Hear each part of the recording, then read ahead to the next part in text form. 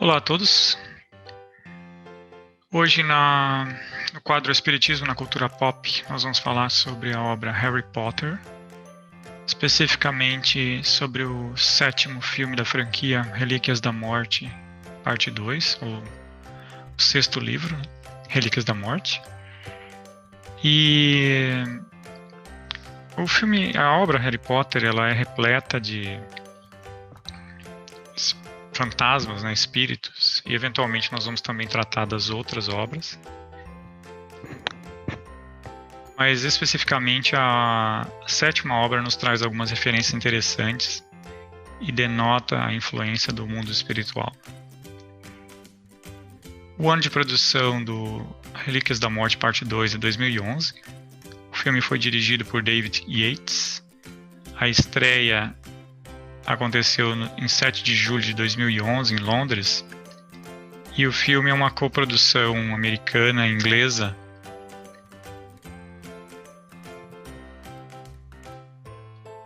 E foi um grande sucesso, né, em nível global. Bom, a história é bem conhecida, trata-se de um confronto de Harry Potter e seus amigos contra o mal, né, representado pelo Lord Voldemort. E, como eu disse, a história como um todo, ela tem a presença espiritual desde o primeiro filme, né? Mas a gente vai perceber que essa obra ela tem alguns elementos que são relevantes. E então, via de regra, através dessa apresentação, nós vamos falar sobre o desencarne, a presença dos espíritos, né, e o desencarne. Então, como referência, eu trouxe aqui algumas passagens da obra O Livro dos Médiuns. E a primeira grande pergunta que a obra traz é se há espíritos, né? Onde Kardec tenta nos esclarecer da existência dos espíritos, nos dando algumas referências para essa indagação. Então ele diz: desde que se admite a existência da alma e sua individualidade após a morte, forçoso é que também se admita que a sua natureza difere da do corpo, visto que, separada deste, deixa de ter propriedades peculiares ao corpo, que goza de consciência de si mesmo, pois é passível de alegria ou de sofrimento. Então aqui ele refere ao espírito como um ser diferente do corpo e um ser consciente. Então, admitindo-se que essas duas características existam, ele reflete dizendo que então há de se admitir que essa alma vai para algum lugar. O que vem a ser feito dela e para onde vai? Então ele coloca que a segunda crença vulgar vai para o céu ou para o inferno. Mas aonde é o céu e o inferno? Antigamente dizia-se que o céu era em cima e o inferno embaixo. Porém, o que são alto e baixo no universo, uma vez que se conhece a esfericidade da Terra? Então aqui Kardec faz provocações a respeito do que se tem, o que se acredita, né? As criaturas vão para o céu, vão para o inferno, mas aonde é esse céu? Onde é esse inferno? É aqui na Terra? É um lugar físico? O céu, para nós que estamos em determinada parte do globo, é exatamente o oposto do céu para pessoas que estão do outro lado. Então, quem está no Brasil e quem está no Japão tem referências de céu completamente diferentes. Então, Kardec aqui ele tenta nos dar um pouco mais, tenta nos provocar a pensar um pouco, mas espera aí, eu acredito no céu, eu acredito no inferno, mas o que isso quer dizer? Onde ele fica? Né? E se eu acredito que existam fantasmas ou almas, então eu também acredito que existam espíritos. E para onde eles vão, né? E aqui ele diz: se porém se admitir que há almas, necessário também será que se admita que os espíritos são simplesmente as almas e nada mais. Se se admite que almas estão por toda parte, ter-se-á que admitir do mesmo modo que há espíritos, que os espíritos estão por toda parte. Então, através dessas indagações, nós podemos concluir que há espíritos, que eles estão em um lugar que pode ser aqui ou em outro lugar, que céu, a referência de céu e inferno, de acordo com aquele pensamento tradicional, deve ser discutida e entendida. E aqui o filme do Harry Potter, ele nos traz a presença dos espíritos. Como eu disse, o filme, a obra como um todo trabalha a presença de espíritos através da imagem de fantasmas, né? Mas em alguns momentos essa relação ela é bem mais própria do conhecimento influenciado pelo mundo espiritual. Então aqui a gente vai ver o encontro nessa obra, né, na obra Relíquias da Morte, parte 2, quando o Harry Potter encontra especificamente um espírito da qual ele precisa de uma informação. Então eu separei um pequeno fragmento onde nós vamos poder visualizar um pouco do comportamento desse espírito.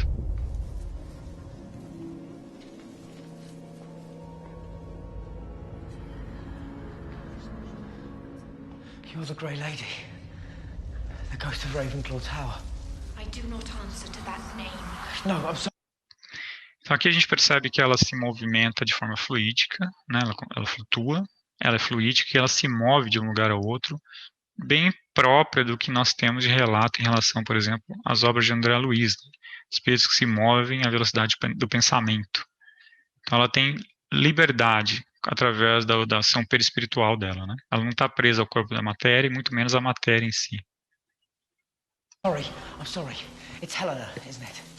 Helena Ravenclaw, Rowena's daughter. Are you a friend of Luna's? Yes. E aqui, como nós vimos nas indagações de Kardec, esse espírito que é representado por essa moça, Helena, e ela não apenas se parece, né, ela tem a aparência física de um corpo encarnado, né, uma vez que a gente já sabe que o perispírito, o corpo físico ele é feito à semelhança do perispírito, e após o desencarne nós mantemos essa aparência que tínhamos enquanto estávamos encarnados. Então você percebe que esse espírito, no filme, ele mantém a aparência que ela tinha enquanto encarnada, e ela também revela sentimentos, tanto de dúvida, de vergonha, de raiva, mostrando que na obra cinematográfica, assim como na obra literária, né, uma vez que Harry Potter é antes de filme um livro, ele descreve esse espírito com as características humanas, o que é bem próprio, né, do que nós já conhecemos. And she thought you might be able to help me. You seek my mother's diadem. Yes. That's right. Luna is kind, unlike so many of the others. But she was wrong. I cannot help you. Wait, please! I want to destroy it.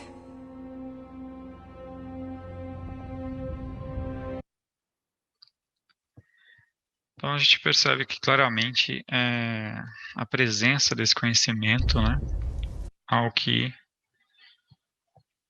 certamente gerou influência na obra literária e no filme. Bom, agora eu trago algumas questões de Kardec, questões levantadas por Kardec na obra O Livro dos Espíritos. Primeiro ele pergunta: o que sucede à alma no instante da morte? E os espíritos respondem que volta a ser espírito, isto é, volve ao mundo dos espíritos, de onde se apartara momentaneamente. E aí eles explicam que continua a ter um fluido que lhe é próprio, aurido na atmosfera do seu planeta, e que guarda a aparência de sua última encarnação, seu perispírito. Então, na cena que nós vimos da Helena, assim como na próxima cena que eu vou mostrar, nós percebemos esse elemento bem claro. Guarda a aparência de sua última encarnação no seu perispírito. E olha só que interessante. Kardec questiona: é dolorosa a separação da alma do corpo? Quer dizer, o momento do desencarne é doloroso? Os espíritos dizem: não. O corpo quase sempre sofre mais durante a vida do que no momento da morte. A alma nenhuma parte toma nisso. Então, olha só que interessante. Simplesmente, né, de forma objetiva, os espíritos dizem que não é dolorosa a separação da alma do corpo, que a gente sofre mais em vida do que na morte.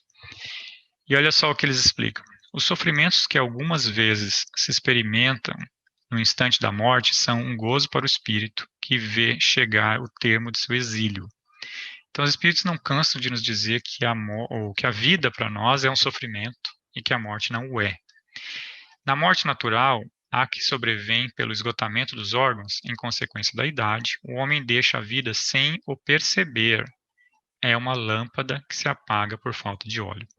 Então, eu coloquei aqui porque a gente vai perceber na próxima cena do filme em que há exatamente esse pensamento. O homem deixa a vida sem o perceber. E eu lembro também que Emmanuel nos fala que, através do Chico Xavier, que ele não entende por que nós temos tanto medo da morte, uma vez que nós morremos toda noite quando dormimos, né? Então ele compara o desencarne quando a gente dorme. Isso também é interessante para a cena que nós vamos assistir agora. Então, quase próximo, já mais próximo do final do filme, há um momento em que o Harry ele encontra todos esses personagens e todos eles desencarnados, né? Aqui é o pai dele, a mãe, o padrinho dele e um amigo. Então, esses personagens, eles estão mortos e estão aqui na aparência física que eles tinham, né? Então, eles estão aqui na aparência perispiritual, eles estão aqui com seus perispíritos, e o Harry conversa com eles. Então, vamos ouvir.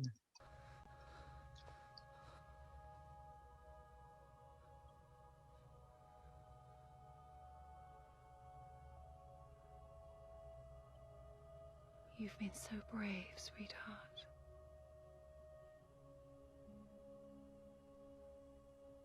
Why are you here? All of you. Então, a mãe dele fala que ele tem sido, né, muito bravo, né, uma pessoa corajosa, e ele indaga ela, né, o que vocês estão fazendo aqui, né, todos vocês. We never left. E aqui é interessante, você percebe, né, que ela diz, nós nunca deixamos, nós nunca partimos. Por quê? Porque a gente sabe já que no plano, os espíritos nos acompanham, sobretudo aqueles que têm por nós uma afeição maior. Então esses espíritos, né, principalmente a mãe, né, ela tem por ele uma afeição enorme. Então ela nunca deixou de estar ao lado dele. Repare como isso é muito característico das informações do plano espiritual, né? Quando a gente lê, por exemplo, a obra Nosso Lar, André Luiz nos relata a presença constante dos espíritos ao nosso lado. Sobretudo aqueles que nos querem muito bem, né?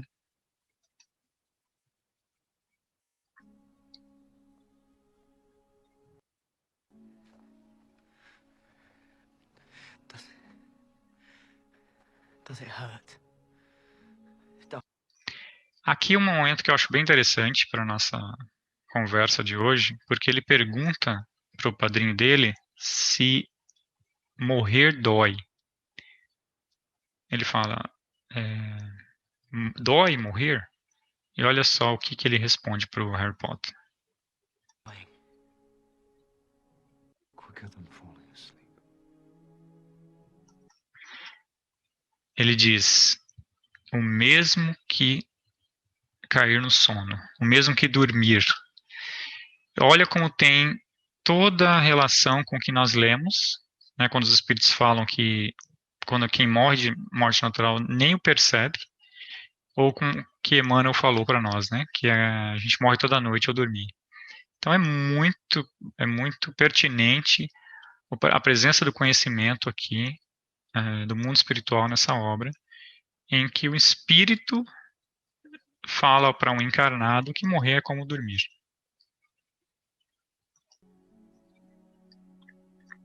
You're nearly there, son. I'm sorry. I never wanted any of you to die for me.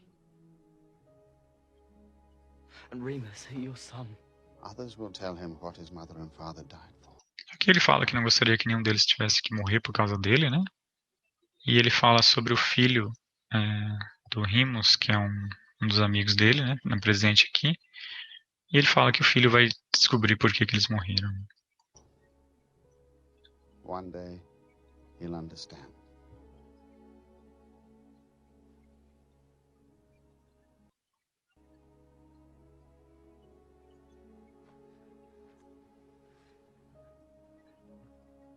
You'll stay with me. Until the end. And he won't be able to see you. No. We're here, you see.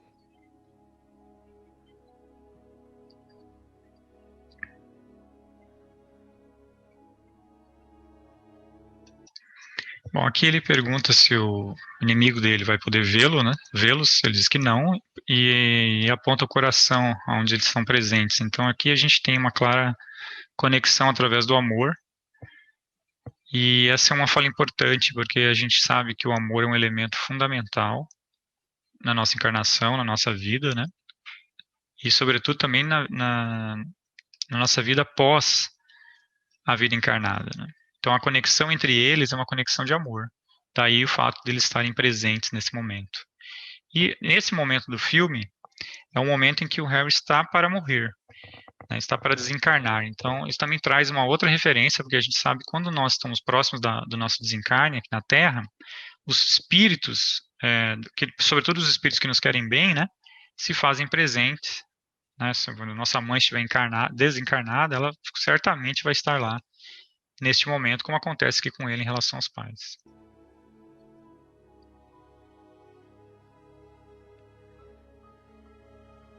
Stay close to me. Always.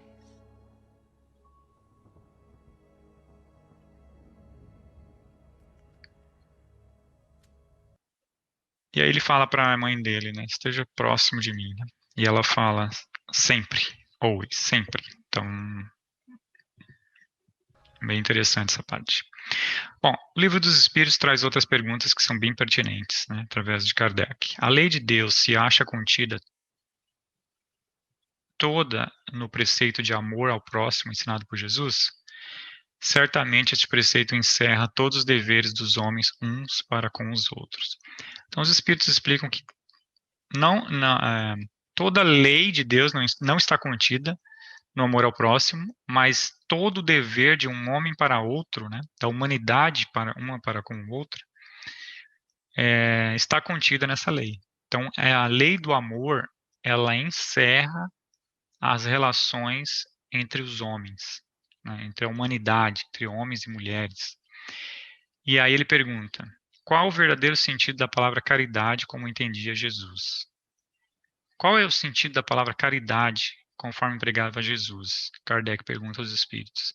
E eles respondem, benevolência para com todos, indulgência para as imperfeições dos outros, perdão das ofensas.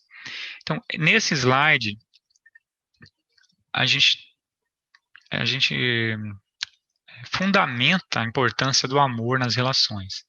E ele diz: o amor e a caridade são o complemento da lei da justiça, pois amar o próximo é fazer-lhe todo o bem que nos seja possível e que desejávamos nos fosse feito. Tal o sentido dessas palavras de Jesus: amai-vos uns aos outros como irmãos. Então, a lei da fraternidade, a lei do amor, ela é fundamental em todos os planos da vida. E aí, por causa disso, né, dessa magnitude do amor, da fraternidade, do conhecimento nos trazido por nós pelos Espíritos, eu trago a última parte do filme, que eu vou apresentar nessa conversa de hoje, em que um personagem, né, um personagem sábio, que é um personagem alvo Dumbledore, ele faz um comentário para o Harry, né, no momento em que o Harry, após o seu desencarne, digamos assim, quando ele está já no mundo espiritual, nesse momento do filme, ele reencontra esse personagem que também já desencarnou anteriormente, na obra anterior, e eles têm uma conversa, e a conversa é encerrada exatamente com essa fala. Do not pity the dead, Harry. Pity the living. Então ele fala para o Harry, não tenha pena, né, piedade dos mortos. Não tenha piedade dos mortos. Tenha piedade dos vivos. Então olha só que interessante, né? A gente não deve se apiedar dos desencarnados. A gente tem que se apiedar dos vivos, né? Os vivos, os encarnados, conforme a espiritualidade já nos disse, inclusive nos fragmentos que eu trouxe para essa conversa, os encarnados é que estão na prisão, que estão no exílio. Então esses, de fato, todos nós, né, merecemos a piedade, merecemos a dó, né? Não os desencarnados. E olha só o que ele fala aqui. And above all those who live without love. E acima de tudo, né, tenha piedade acima de tudo daqueles que vivem sem amor.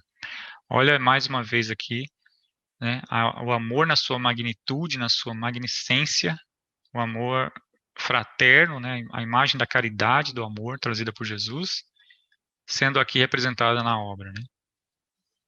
Não tenha piedade dos mortos, tenha dos vivos e, sobretudo, daqueles que vivem sem amor.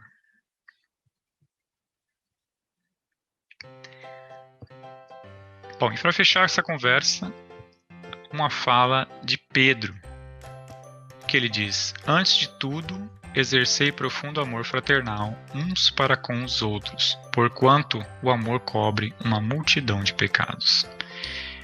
Então, o amor é transformador, o amor, ele cura os pecados, cura os perdões que devem ser dados e gera entendimento. Então, o amor fraternal, o amor sem condições, né, sem limites, é o nosso maior objetivo. E, como disse o personagem Dumbledore, né, se é para ter pena ou dó, que tenhamos dos vivos e daqueles que vivem sem amor. Então, muito obrigado. Até o próximo encontro. Fique com Deus.